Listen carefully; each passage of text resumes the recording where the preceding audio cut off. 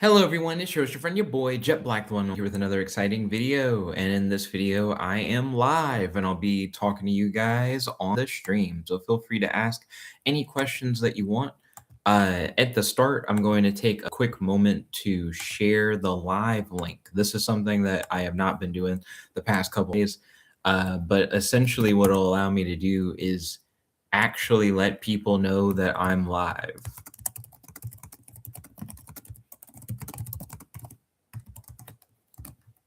There we go. Because a lot of people don't know that I'm back to doing the daily live stream stuff. And I think because a lot of people don't know, I think the first day I did it, I got like 24 people. Second day I did it, I got like 9 people. I appreciate anybody who comes by to hang out. I've been having a fun time talking with Rap King. Rap King and I talked a good bit the last couple streams. But let's see, I just shared on Facebook. I'm going to share on Twitter, the Twitter. Okay, and I'm going to share on Discord. This also gives me a good opportunity just to check my Discord. Yo, Rap King, welcome to the stream. It's good to have you. Don't forget to smash that like button, by the way.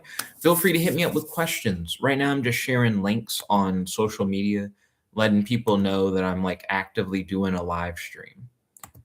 Let's see, I'm going to share on the main Discord. I don't know how I would share on Instagram, because with Instagram, you need a picture. Rap King said, what do you think of the Spider-Man Brand New Day trailer? I haven't tried to do a reaction video yet on a live stream, but I could do that. So let's try that out. Just experiment with it. I wonder if it'll sound weird, like if you'll hear it coming out of the mic or something like that. We'll figure it out. Let's see. Share screen, YouTube, because people do reaction content all the time. So I'm sure I should be able to get away with doing a Spider-Man reaction video. I want just the trailer. Look at that. You can, I didn't know that you could bundle together so many different channels to say like all these channels, one video. I don't think I've ever seen that before. I've seen a few where it's like 2 channels. That's like 4 channels. Let me do a split tab view. There we go. Rap King said, what's your favorite Instagram account? I really only post to Instagram. I do not look at people's stuff on Instagram for the most part. I do like Dennis Main on Instagram. He does Dragon Ball parody stuff, but I largely just watch his content on YouTube. But let's see if this reaction video thing will work. Or I can't believe our first hit MIT! MJ, come on, pretend like you're not the happiest you've ever been in your entire life. I can't. I'm going to do a lot of pausing throughout to try and avoid copyright stuff. So the trailer starts and Peter Parker is, upset because MJ and Ned don't remember him anymore after the events of the previous movie. Rap King said, what is your Instagram account so far so I can follow you? Oh, Instagram. I don't know why I said so far. So that you can follow me. I'll share my Instagram account. I'll post it in the chat now. Here's my Instagram. I mainly just post stuff. But you'll actually see a lot of what I've been up to because I haven't been as active on YouTube outside of doing these streams now. But I do post quite a bit on Instagram. Largely like comics and short stories and links to my blog and stuff like that. But jumping back in, I'm glad that his friends still don't remember him and that's like a hanging plot point from the previous film. It seems like we're going to explore that a little bit more. I am curious if they're going to resolve that this movie and if they are going to remember him again or if he's going to choose to fully move on. But clearly it's still something that he's like hung up on. I knew it! The way he puts his mask back on in the scene looks like, did it look like his mask actually reconnected? Like here it is sitting on the top of his head. He pulls it down. You can still kind of see his neck right there. And then the next shot is just like fully, like, it feels like it's just one piece. I don't think that makes sense. It's cool seeing him look through the mask. He looks so unexcited. Just Hi, dead. my name is Peter Parker. You don't remember me, but we used I to know think each Tom other. Holland looks visibly Something bad was older. going to happen, and the I know only he way to already stop was it older than the was character. to make name everyone Frank. forget about me. But he does just look like a grown man. Because I'm not just Peter Parker. Which is cool. I mean, he's supposed to be like college age. Spider-Man.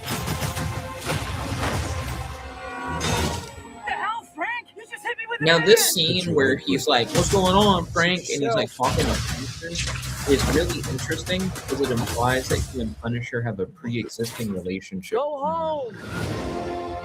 Even when him Sometimes saying "go Spider-Man home" has to instead do of the hard arresting thing, Frank is even if really it breaks weird. Peter I feel Parker's like he heart. should have arrested him. Is that Flash with MJ? Are they trying to imply that him and What is Flash, happening not to him and me? Flash, her and Flash in a relationship? Now this part with him now having like organic editing or whatever and him mutating, I think they're gonna set up man's. That's legitimately what I think Dr. they're trying to do. I need your help. Him What did working you say your with name was? Banner to study his mutation. If DNA Sure, is mutating, Banner it could be understands enormously mutation dangerous. and radiation or whatever. But wouldn't it be cooler to work with the Spiders other have three bug life guys? cycles.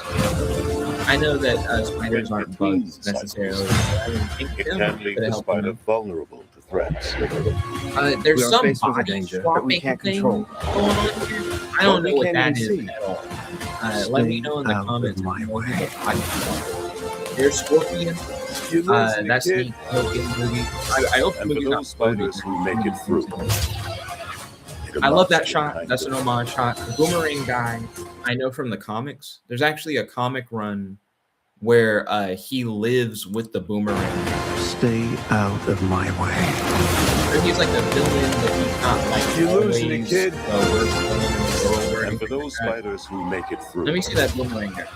it amounts to a kind of Yeah, I think that's cool. I wonder if in the movie, if it's going to be like this, where we don't actually see him fight the Boomerang guy or see him do that pose from the iconic first Spider-Man comic, and it's just like a montage. Because the way they clip it in the trailer, I could even see it being this in the movie. Like you may not get any more of the Boomerang guy. You just get this scene, and then it cuts to the next scene or whatever. This dude with the little toe knives, who is that? Who is toe knife guy? I recognize the Boomerang guy from the comics. Let me know in the live chat if you know who toe knife guy is. This hand ninja really fighting them. You just have a mask on, and look at that. That's kind of cool. That's kind of cool. I'm interested. Nice flowers. Oh, they're a housewarming gift. I'm MJ, I'm just a It's neighbor interesting from that they're across the married hall. now. friendly neighbor. So I'm gonna watch the movie. Obviously, I'm interested in seeing what they do with it. I'm largely just interested in seeing Man Spider. The fact that they're giving him the biological webbing is really fascinating, especially because if you look up Spider-Man Brand New Day comic, in the comic, one of the big things that they bring up is that it's a return to back to basics for Spider-Man, which is similar to what they're doing here, where he doesn't have like a special technological suit. He's back to like his normal suit. But I believe that, yeah, Peter has his original mechanical web shooters was a part of Brand New Day in the comics. So it was bringing him back to doing the web shooters. In the movie, it's the opposite. We're taking him away from the web shooters, and now he's using natural webbing. And that's an interesting inversion, I think. Rap King said, I thought it was disappointing. I'm not personally disappointed necessarily by what I've seen in Brand New Day.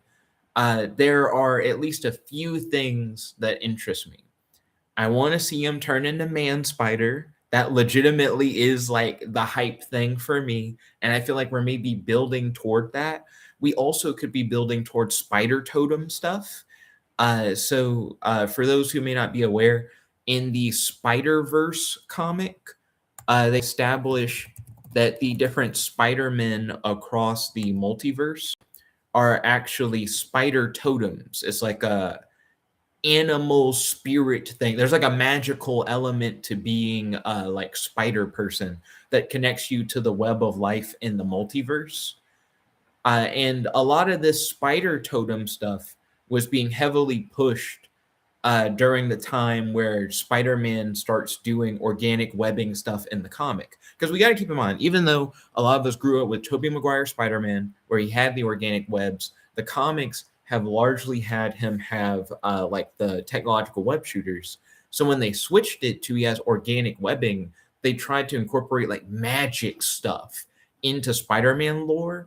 And we really haven't seen the magic side of Spider-Man lore in movies yet, besides Madam Web, which a lot of people didn't like Madam Web. And apparently, from what I've heard, they're going to reboot the Sony verse of Spider movies, which, to be honest, the Sony verse of Spider movies weren't even one universe to begin with, because I don't think this was in the same world as Venom or even the same world as Craven or whatever.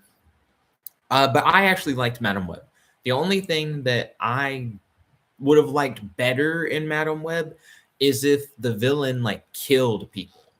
Essentially, what Madam Web was like a Terminator style film, where it's like you have a protagonist who has to protect these people who are going to save the world in the future, and you have a villain with future knowledge that's trying to like kill the people. But instead of it being time travel, everybody's like a psychic. That's cool. I like that just as a premise for a thing, but I just feel like it suffered from being like a PG-13 thing. It should have been rated R, and we would have had essentially like a villain who was like Spider-Man, but like a murderer or whatever, which is genuinely scary. There are genuinely scary and cool things you can do with like a murderous Spider-Man. And I think that would have elevated Madam Web, in my opinion. Rap King said, "Did you like the Madam Web as a movie?" Yeah, I did. My main thing is that they should have made it rated R, and they should have went harder on the like spider themed killer. I think that would have made it like a genuinely good horror film.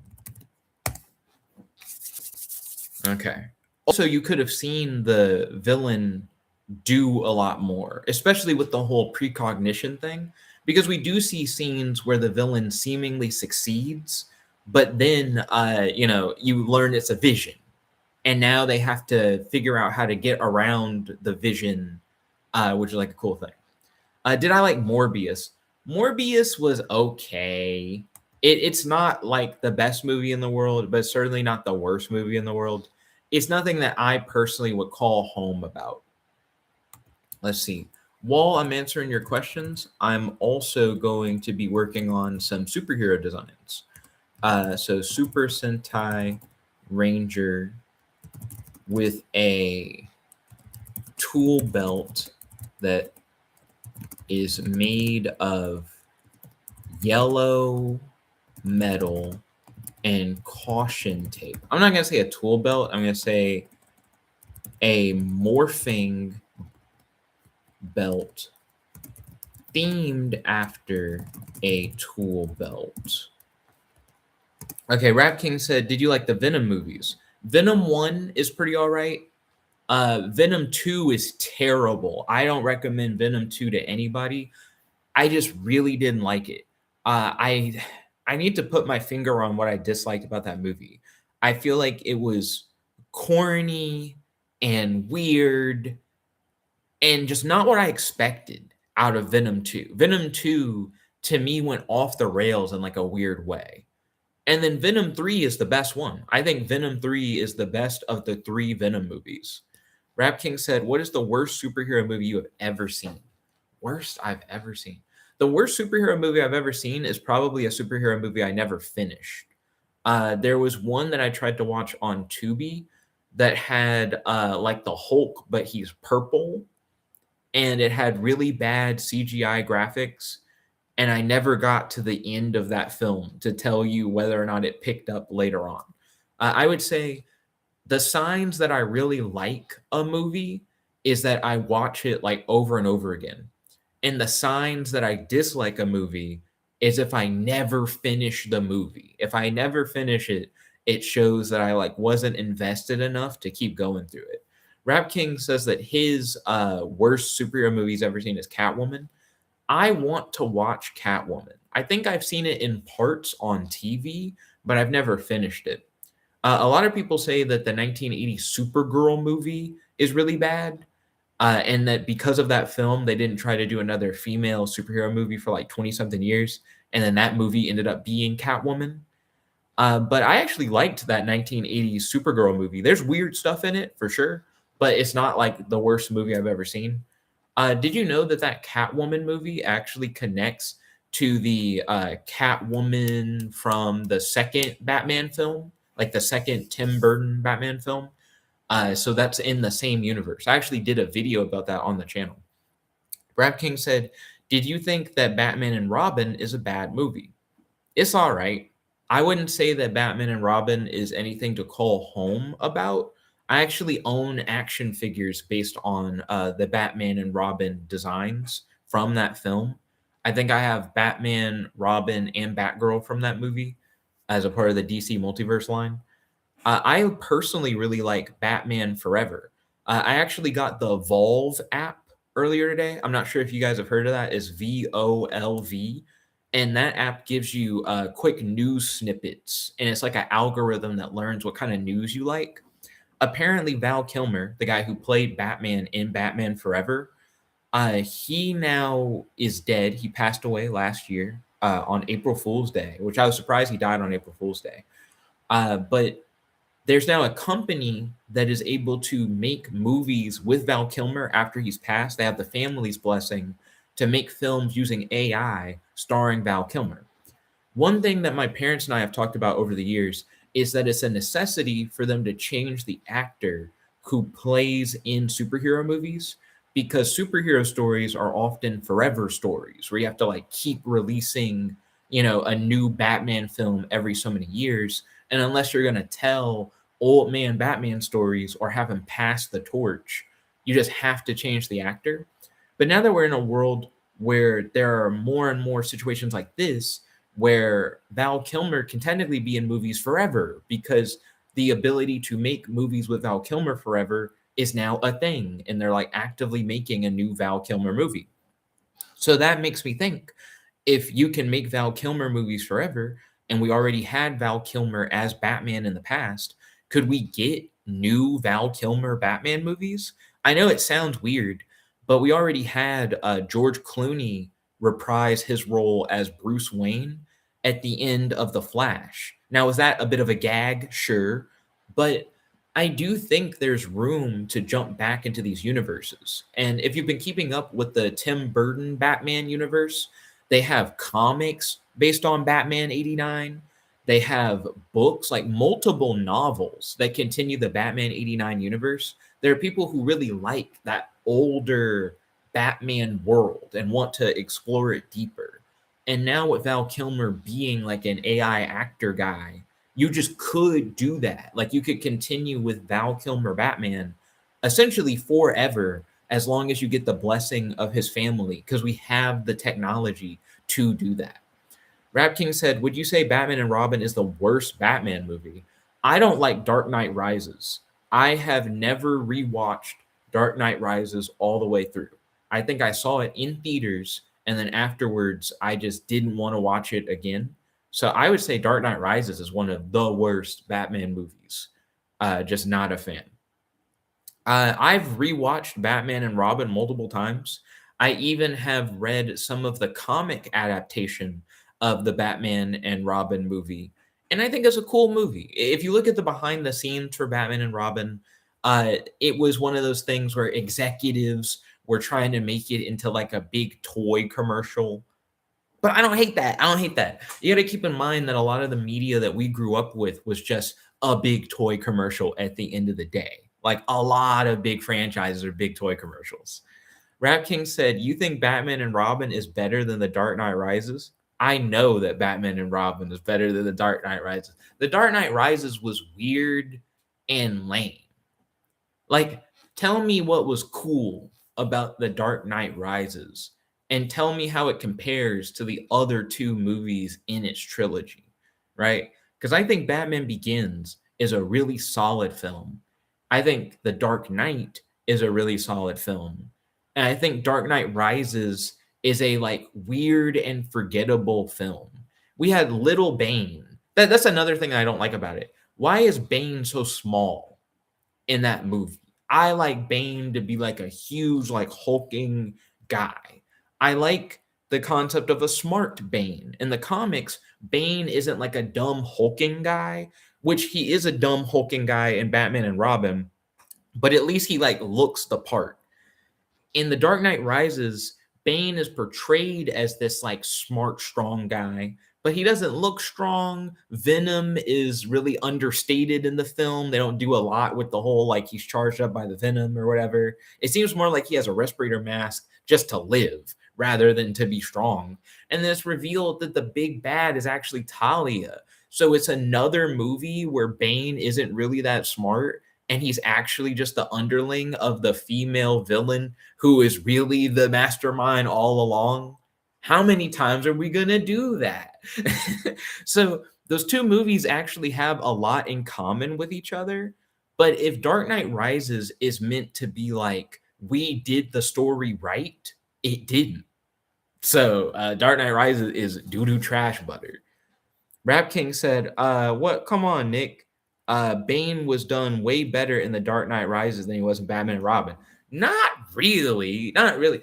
His design sucks in The Dark Knight Rises. He doesn't seem to be that strong in The Dark Knight Rises. And I feel like part of it is because Christopher Nolan wanted to make The Dark Knight like a more grounded thing, right? So he's trying to keep it from being a world where you have like over the top superpower stuff. But you got to understand that Bane's venom that he uses as like his steroid is an evolved version of Miraclo called Venom. And Miraclo, I believe that's the right name. Correct me if I'm wrong on that. Is what Our Man uses. And Our Man, I would argue, is supposed to be on the level of like Golden Age Superman, but his powers only last for an hour or whatever. And Venom is supposed to be better than that. Venom is like an upgrade on a thing that's supposed to make you like Golden Age Superman level. So Bane is supposed to be hella strong. He is like no slouch. Fighting Bane is supposed to be a challenge. And the main way that you defeat Bane is to cut him off from his venom, because unlike the Our Man drug where you take it and then you have power for an hour, Venom has to like constantly pump into Bane to keep him big like that. So I like stories where Bane is this like seemingly impossible monster, but his greatest strength is his weakness worn on his back. So you have to cut him off from the source. And they didn't do that. They didn't do that. Also, I like Bane when he's like actually intelligent. If you read Absolute Batman probably has like my favorite version of Bane that I have read in a book. It's like really good. But no, I prefer Bane being a pawn in Batman and Robin, where it's obvious that he is a mindless strength pawn the whole time, and he really is super strong, like he's supposed to be, versus Bane not being super strong, having a crappy design, and being a pawn as a twist, as if that makes it better. So no, Dark Knight Rises is doo-doo. Rap King said the acting was better in Dark Knight Rises than it was in Batman and Robin. Was it? So hear me out. Name like an iconic line from The Dark Knight Rises that's not said in a stupid, silly voice. Because some of the biggest critiques that people have of the Christopher Nolan trilogy are like the Batman voice, "Oh no, we're in hockey pads," and the Bane voice are both just like really stupid and ridiculous. Now, Bane in Batman and Robin has like hulking brute dummy voice, but it fits his character in Batman and Robin. I'm fine with him being dumb in that movie. That's kind of the whole idea. What I don't like is he's kind of dumb in the Dark Knight Rises movie, but it's like a twist. And again, that's just not a good twist. Also, don't forget to smash that like button if you haven't already. Truly appreciate it. Rap King said, that's still a hot take. Hey, I'll take it. I'll take it. It's a hot take. I'll accept that, I guess. It's still not a good movie. Dark Knight Rises is super bad. Super bad. Let's see.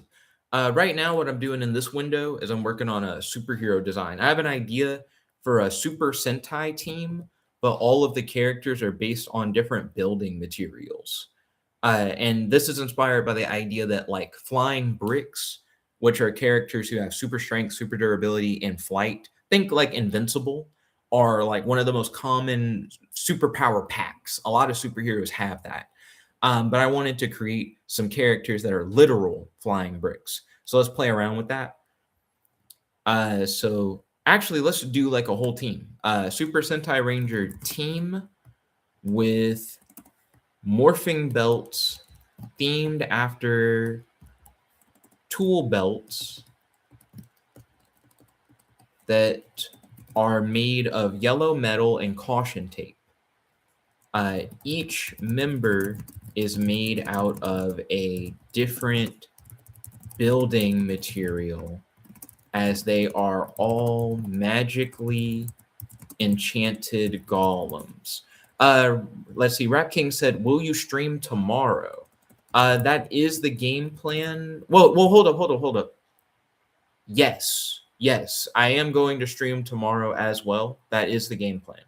I do have a meeting tomorrow for our local writing club that gets together every month. I also need to read some stuff for writing club because I like to review other people's writing. There's a minor controversy in the writing club. The current person who's above it, I have no issues with them. They're cool. They're not super into like AI stuff. And if you guys know me, I'm very into AI stuff. And I have submitted for our magazine a piece that was made using AI. And I don't know if it'll get accepted to the magazine, not because of like a quality thing. I believe I've done a good job on the story, but simply because it's an AI thing. But we'll see. I'm not sure if that's actually an issue or not, but that's me being a little like, I don't know. But they don't review my work anymore. As a part of being a member of the writing club, people can submit their work for feedback. And essentially, the last feedback thing I got from them was like a pick up the pencil kind of thing. They're talking less about like the quality of my work or about like, here are like story suggestions and refinements and things of that nature, and more just saying because it's AI, they don't really care to look at it and they don't want to look at it anymore. So I don't submit my stuff for review to the writing club anymore, but I did submit for the magazine. And as far as I know, I may be one of the only people who submitted to the magazine so far. We'll see. But that's something that's likely going to come up at this meeting tomorrow. And even though my work isn't being reviewed in the writing club, I still am offering to review other people's stuff. So that's something that I'm going to do tomorrow at some point, which means tomorrow's stream at a certain point, I'll have to stop to then like review some of the written work stuff. Because I also don't necessarily want to review people's work on the stream without like their consent to share their work through the stream. Specifically for like that writing club and stuff. It's better to get permission in that case. But that is the game plan, Rap King. I will be streaming tomorrow. Also, don't know if Nerd Tinker has popped into the stream yet. I haven't seen them pop into the chat. But happy birthday, Nerd Tinker. It is Nerd Tinker's birthday today.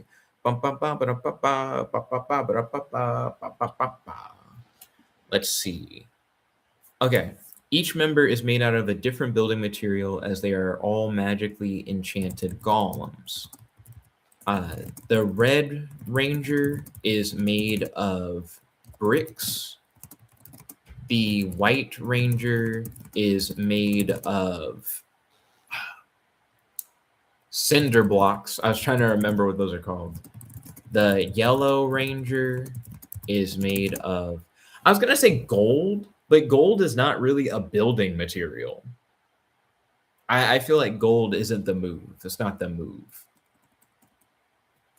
Building materials. Rap King said, all right, Nick, it was nice talking to you. I'll have to go to work, but I'll be in your stream tomorrow. I hope you have a good day. Thank you for the good wishes, Rap King. I hope you have a wonderful day as well. Let's see. I'll see you tomorrow. So we got the Red Ranger down, the White Ranger. A lot of Sentai teams are made up of like 5 to 6 different members, each with their own thing. And I want it to be heavily like brick themed. A matter of fact, each member is made out of a different building material as they're all magically enchanted golems. They are holy golems of heaven because they got to be flying bricks. So they all have magical halos and feathered angel wings. Let's see. Welcome to the stream, DK. Yo, Nick, do you still play AI Dungeon or is it not good anymore? I used to always use it. It's also how I discovered this channel. Hey, welcome back, DK. It's good to see you. So I have not played AI Dungeon in a while. I would say that there are now good open source tools that you can use to effectively get the AI Dungeon experience on your own computer without any external limits. On my MacBook that I have, I've actually made my own equivalent to AI Dungeon as like a local app that I run on my computer. Because one of the big things that I do a lot nowadays is vibe coding. I use tools like Codex in order to make my own tools. So I don't use AI Dungeon anymore, but I do still have AI Dungeon style games. I just make them myself. And the creators of AI Dungeon have released an open source model that you can use on your computer called Wayfarer 12 billion. So it's a 12 billion parameter model for roleplay. So I would recommend checking out that model, see if it's something that you can run on your local machine. And then you can run it in a tool called Silly Tavern, which is great for like local roleplay stuff. But if you don't want to use Silly Tavern, you want to use your own tool, you can always build your own tool. That's essentially what I did. DK said, I use Claude Code all the time. You gave me a good idea for a side project. Awesome. Since you use Claude Code, do you have the dispatch feature that they introduced that allows you to message your Claude Code instance running on your machine from your phone? I was looking at an interview clip with Sam Altman where he says that he wants to introduce a similar feature to Codex, but they haven't done it yet. So my coding project that I did today is called Telecodex and allows me to message Codex from Telegram. So when I'm out on the town, I can use Telegram to manage Codex to do vibe coding while I'm like hanging out with friends. I already was kind of doing stuff like that with OpenClaw, but I like being able to talk directly to Codex, and that leaves my OpenClaw open for me to do other things with. DK said, nope, not yet. Was looking into it. Okay, cool. Also, do you use Claude Cowork? I've heard a lot of people talk about Claude Cowork, but I don't necessarily know a ton about it myself. I don't know how useful it is. I've heard that Claude Cowork is almost like a GUI for Claude Code, and it's more for like people who aren't comfortable with the terminal, and it's more for doing office work stuff. But I'm like marginally interested in it. I don't have a Claude subscription anymore. I used to be subscribed to all of the big AI players, but I found that I just wasn't using Claude legitimately. That being said, I didn't have a max subscription for Claude. I only have the highest tier subscriptions for Google AI. So I have the Google AI Ultra subscription, and I have the ChatGPT Pro subscription. And that's $200 and $250 respectively. And then I do have some other AI subscriptions, but anything that I find myself not using, I just kind of cut off at this point. DK said, nope, my custom setup with Claude Code and plugins perform better. Yeah, it's more for the non-technical people. Okay, that's good to know. What stuff have you been coding up, DK? It's cool to talk with a fellow vibe coder. I have friends that I'll talk about AI stuff with, but they're not necessarily playing with AI tools themselves. Let's see. I was working on the Super Sentai team idea. So the White Rangers made of cinder blocks. The Red Rangers made of bricks. I could do a Yellow Ranger made of sandstone. That could be cool. The Yellow Ranger is made of sandstone. So that's 3 out of 5 members so far. DK said mobile apps and Chrome extensions. Excuse me. Okay, that's actually really neat. I have only ever made a Chrome extension for work. I had a work project years ago at like a previous job where I made a Chrome extension, but I've never made a Chrome extension for fun. So that actually does pique my interest. What like Chrome extension stuff have you done? I've heard that a lot of people are starting to vibe code their own mobile apps. I've mainly been vibe coding web apps and desktop apps. But I've heard that Replit has a system not only for vibe coding mobile apps, but publishing them. Like you can do the full pipeline through vibe coding. And I've heard a little bit about it. I'm not sure how much I want to dabble in like multiple different vibe coding tools because I have anti-gravity through Google and I have Codex through OpenAI. But to be honest, I just don't really like anti-gravity that much. When anti-gravity first came out, I was really excited about it. And then Codex is just better. It's just better than anti-gravity. So I just don't touch anti-gravity, even though I'm paying like $250 a month. And you would think that I would want to use the more expensive thing that I'm getting from the vibe coding. I just think Codex is a better tool. DK said, I'm too much of a perfectionist. I don't like putting out slop. I think it's totally fine in this day and age to make apps that are like just for you. And I think that's why we're going through the current SaaS apocalypse, as people are calling it. So a lot of software as a service companies have had like weird stock situations. I've heard that the SaaS apocalypse has caused like $1 trillion loss in stock because whenever we learn that you can just kind of make your own app with AI that replaces something that you would pay a software as a service company to do, the stock market reacts very like heavily to that, and then prices will drop for those companies. But that's not just an enterprise thing. You know, that doesn't just exist within the realm of like stock. It's also a personal thing for like you as a user. So if you ever want your own version of a thing, like what we were talking about with AI Dungeon, how you can just make your own AI Dungeon now, you can just do that. And I find myself doing that, just making my own apps whenever I want a thing and it doesn't exist. DK said one of the extensions was for the ability to search YouTube videos for keywords and jump to that point in time instantly. That's cool. I'm also curious, do you have like a Google AI subscription? Because one of the things that I can do with YouTube, YouTube has a little like Gemini button like under YouTube videos, and I can click that and I can ask it questions. And it can do a similar thing to what you're talking about, where if I ask it a question, it'll answer my question and have a timestamp. They'll be like, here in the video is like where they're talking about it, and I can jump to that point in the video. So that might be something that you're interested in, but you already have the extension, so you really don't need that. But that was just fascinating. I'm like, parallel thinking. You made like a feature that's similar to a feature that they made. Let's see.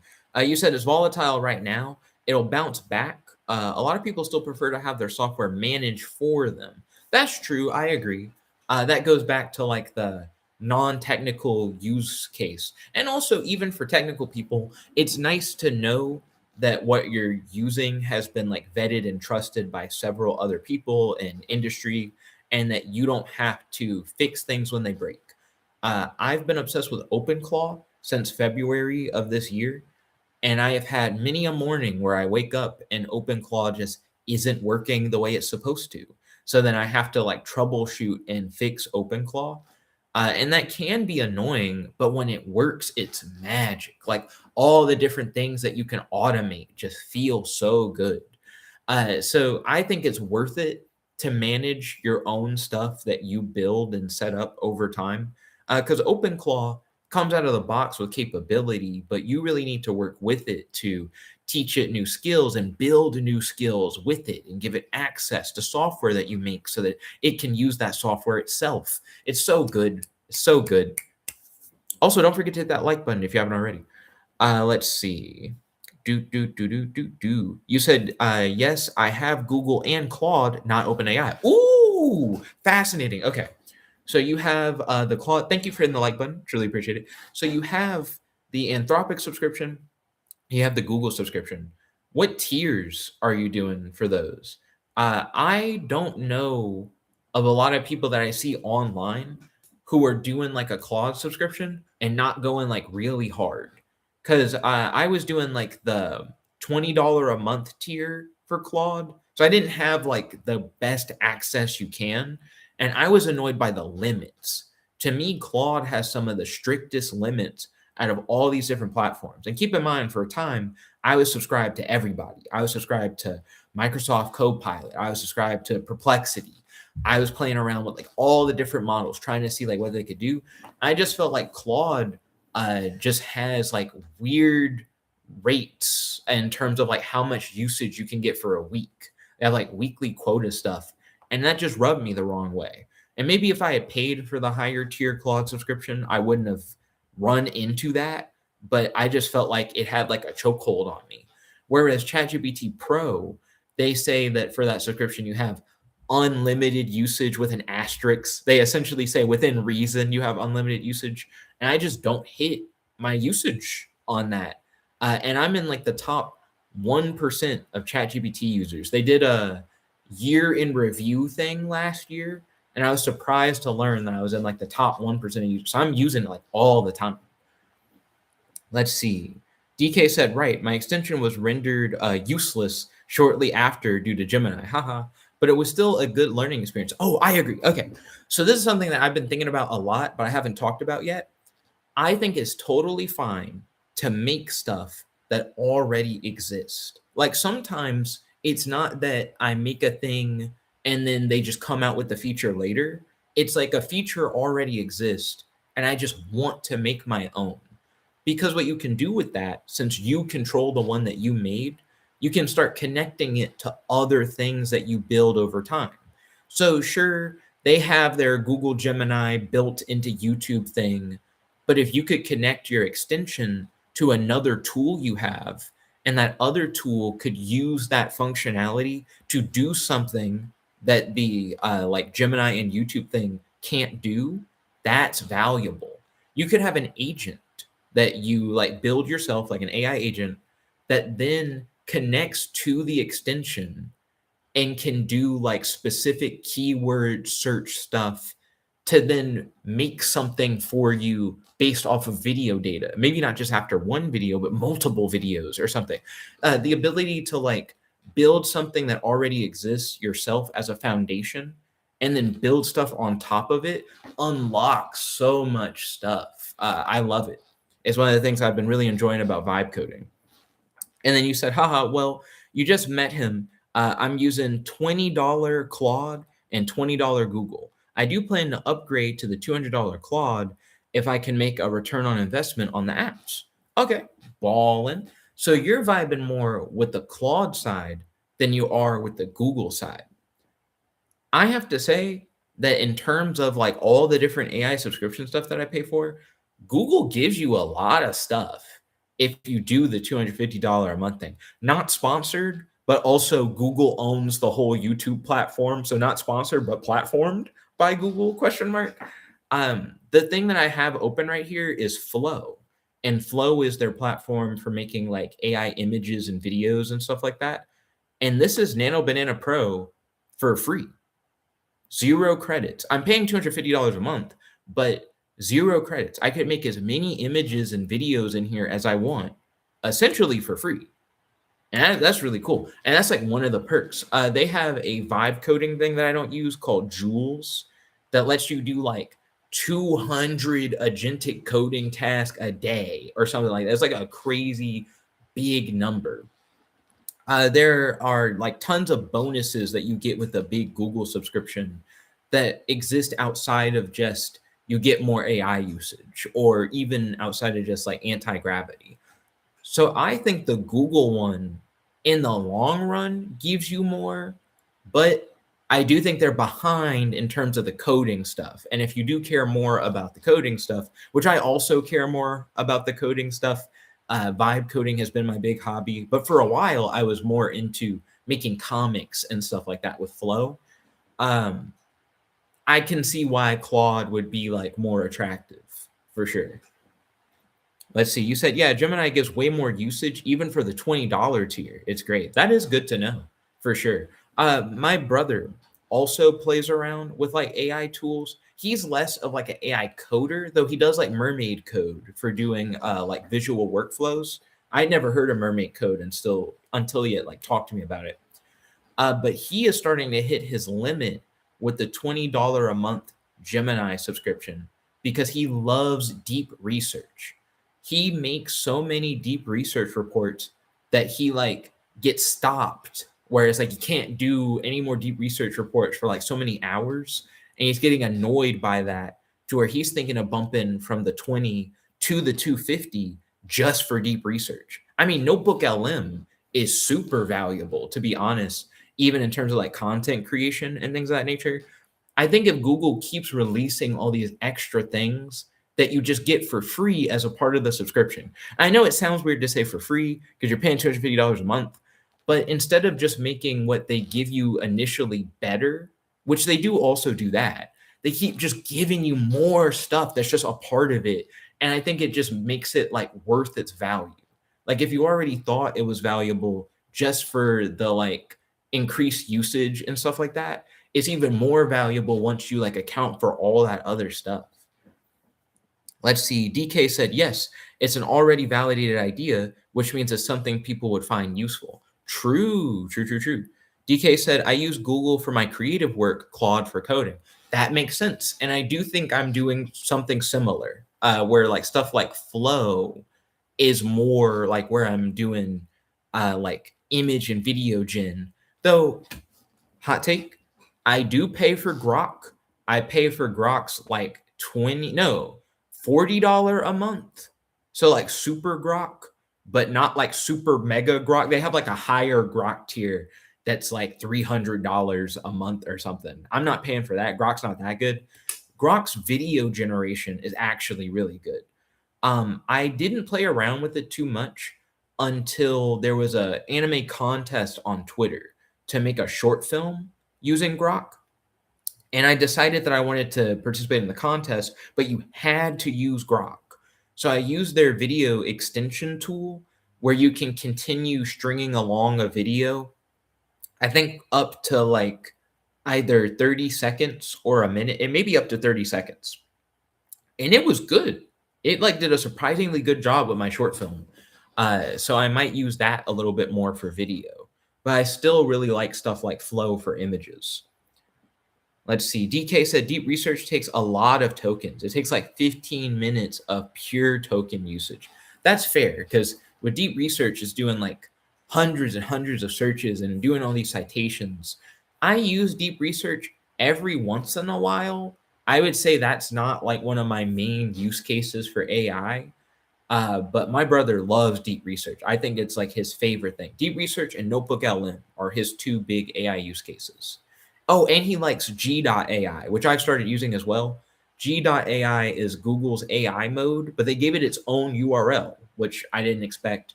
And it's kind of their knockoff version of Perplexity. And I used to be a big Perplexity head. I used to think that Perplexity wasn't that good. And then I was like, no, Perplexity is actually really good. And then I fell off from Perplexity. And I'm like, Google AI mode is actually really good, especially now as they give it more and more Gemini features. I think Google AI mode is just kind of superior at this point. Let's see. DK said, right. You can also use Claude as a part of the Gemini subscription in anti-gravity. That's true because anti-gravity is like an IDE. So you're able to switch out your models. So that's interesting. What is that experience like? Is anti-gravity better when you have like a Claude model behind the wheel? Also, I see we got 2 viewers. Other viewer, don't be shy.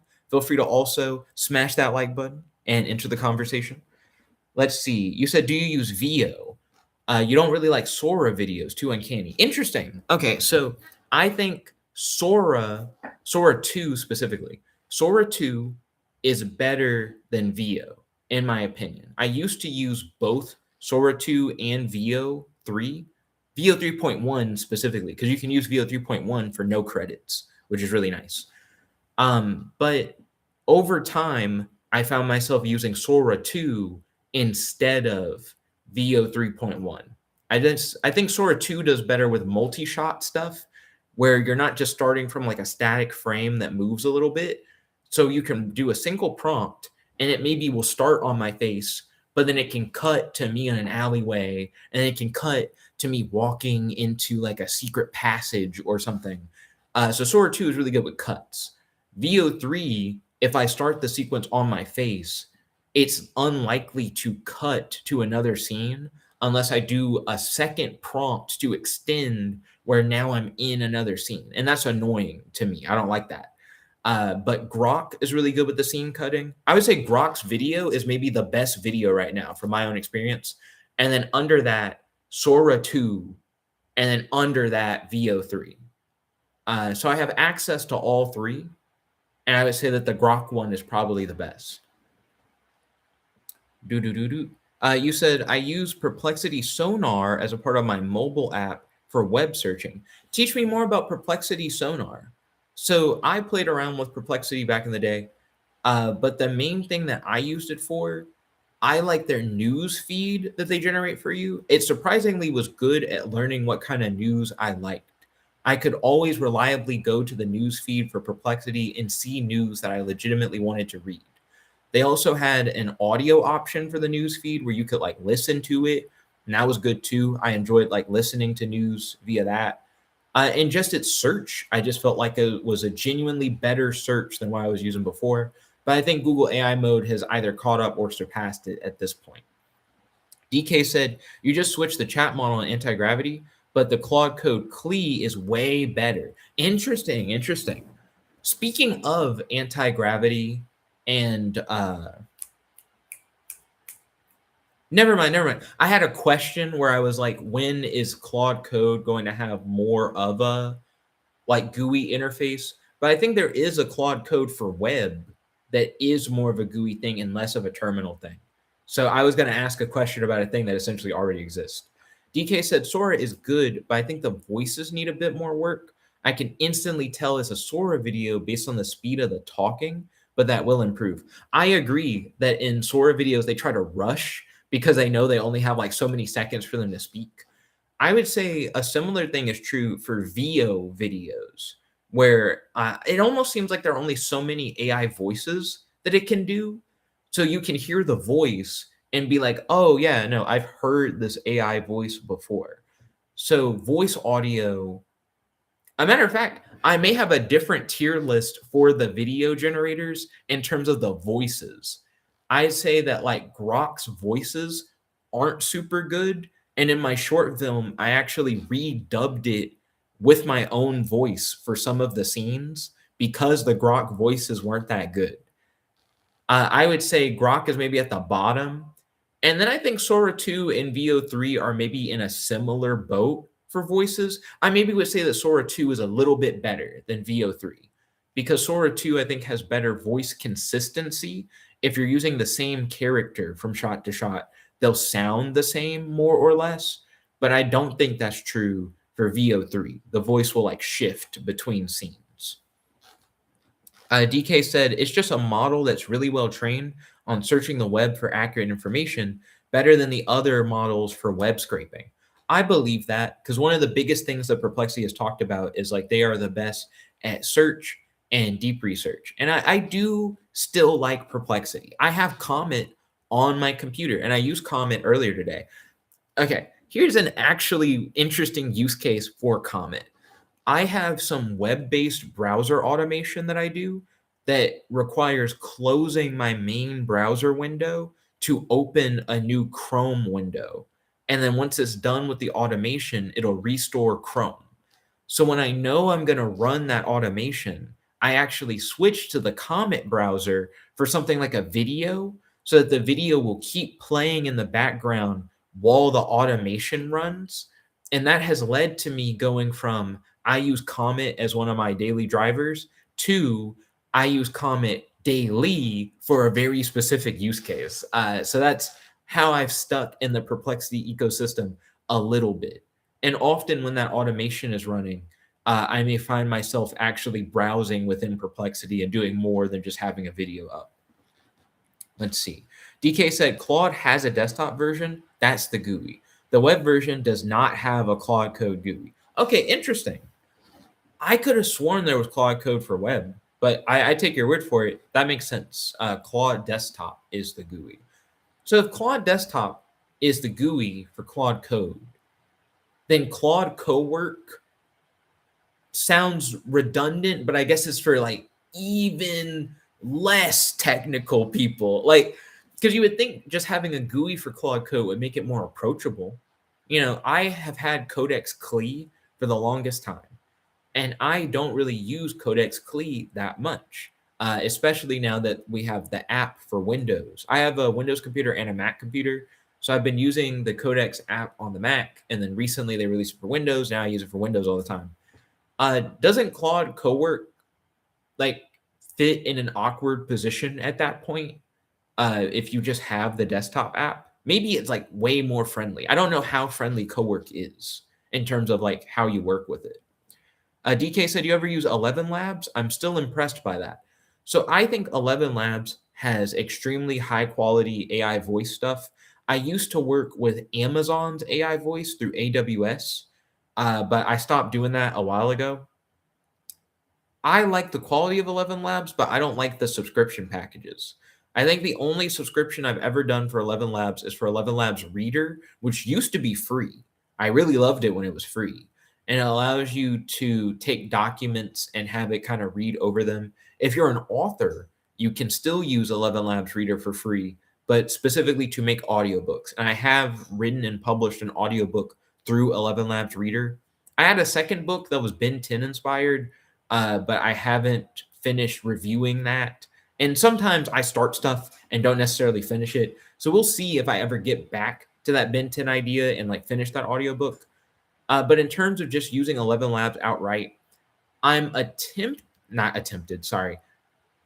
am attracted to the idea of potentially getting a legitimate full 11 Labs subscription, not just the reader, for OpenClaw, because there's a way for you to activate a voice assistant mode where you could say, hey, computer, and then your OpenClaw like pops up and you can talk to it. But I think it requires that you have 11 Labs, the way that it's wired together. So I would either have to get an 11 Labs subscription in order to use that, or I would have to make my own version that doesn't use 11 Labs, which I have been tempted to do as well. But I could see myself subscribing specifically for that. DK said, yes, Claude Code, you have to install a bunch of plugins. Cowork comes with those pre-installed pretty much. Okay, so it's meant to be like an out-of-the-box, if you're non-technical, there's no extra steps kind of thing. That makes sense. Think of it like this. Claude Code is for people who like maximum customization. Think Linux. Cowork is more like Mac or Windows, already warmed up and ready to use. That is a very good analogy, and I agree with that. It's similar to what's currently going on with the OpenClawification of everything. OpenClaw, as an agentic framework, has blown up in popularity, and everyone and their grandma has their own flavor of OpenClaw. Vanilla OpenClaw is heavily customizable and is made for you to customize it and build on it over time. But there are a lot of OpenClaw variants coming out that are meant to be like safer and simpler, and they don't have the meant to be constantly built upon element to them. They're designed to be out of the box, useful for doing general agentic tasks. But I really like the Wild West of playing with something like OpenClaw. If you want to go into like the real Wild West, you play with Pi. So Pi, P-I, is the essentially the backbone that makes OpenClaw work. If you ever use a vanilla instance of Pi, vanilla Pi doesn't do anything. It's legitimately like an AI agent that just can read and write and edit files on your local file system. And it's designed for you to like add your own plugins to over time to build it into what you want. I think Pi is too vanilla even for me. Like I tried to play around with Pi and I'm like, ooh, OpenClaw is a legitimate step up from Pi in terms of giving you just enough to start with to where you don't feel like you're starting off at like ground zero. So I guess in that way, you can say that's like the most normie take I have, is that Pi is too extreme for me. But I think the current OpenClaw scale is like Pi if you want to get like down and dirty, OpenClaw if you want a nice start, and then you have all these other OpenClaw variants that are meant to make it more simple and more secure. Speaking of OpenClaw, we've talked a lot about like AI and agentic coding and vibe coding. Have you played around with OpenClaw yet? And do you have any interest in OpenClaw? Let's see. So this is supposed to be building material rangers. I've only come up with 3 rangers, but a lot of ranger teams have 5 rangers. So what would be another good building material? Red ranger of bricks, white ranger of cinder blocks, yellow ranger of sandstone. See, I'm thinking concrete, but what would that be? The gray ranger? Question mark. Because concrete and cinder block are like so similar. There's maybe not a need for me to do that. DK said, I have not. Once I upgrade to the max Claude plan, I definitely will. I don't have enough usage to play with OpenClaw. Okay. Let's talk about it. So they made it a thing where you can't use OAuth with Claude Code for OpenClaw, and that's a really big deal. I use OAuth with Codex with OpenClaw because when you pay via the API, every time your agent does anything, it's going to like charge you like API cost. And that's a no-no for me. I'm not a fan. But with OAuth, it only takes from like your subscription. So you're not paying any extra money for it.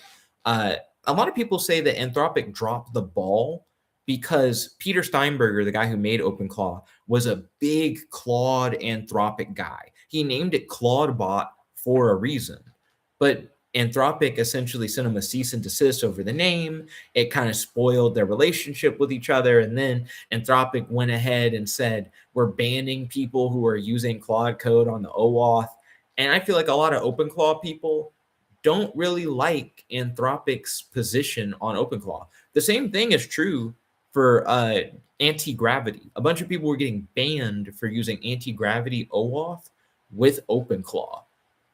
Right now, one of the most pro OpenClaw American big name AI companies is OpenAI. I mean, Peter Steinberger straight up started working with OpenAI as an employee. So the safest way to use OAuth with like OpenAI is definitely to do a Codex subscription. Also, I think my girlfriend Ashley is home. She is home. I didn't finish working on this Super Sentai thing at all. I guess I'll generate an image of it real quick. And then after that, I gotta go. I'm actually surprised that she's home. She's home early. DK said, I hear that Codex is very good, 5.3 especially. We got 5.4 now. Dun, dun, dun, dun, dun, dun. We have multiple variants and flavors of 5.4. And I've been using 5.4 medium thinking for most of my Codex work. And it's been doing wonders. But let's see what this generated. Not bad. I definitely like how it did the morphing belts. It gave everybody a power drill. That's kind of cool. I didn't even put that in. And I see we got the red brick ranger, the white cinder block ranger, and the yellow sandstone. This is tough. I might do something with this at some point in the future. Definitely let me know if you like it. And that's actually trying to get my attention. I'm going to go for now. Thank you guys for watching. Don't forget to like that video if you haven't already. Like this video if you haven't already. Subscribe if you're not already subscribed. Thank you, DK, for hanging out with me. Thank you, Rap King, for hanging out with me. Shout out to Nerd Tanker. It's his birthday. Happy birthday, Nerd Tanker. There's your host, your friend, your boy, Jet Black One Only. Logging out, everyone. Peace. Chicka da bow wow. I need to change my view so that I can actually end the stream. Chicka da bow.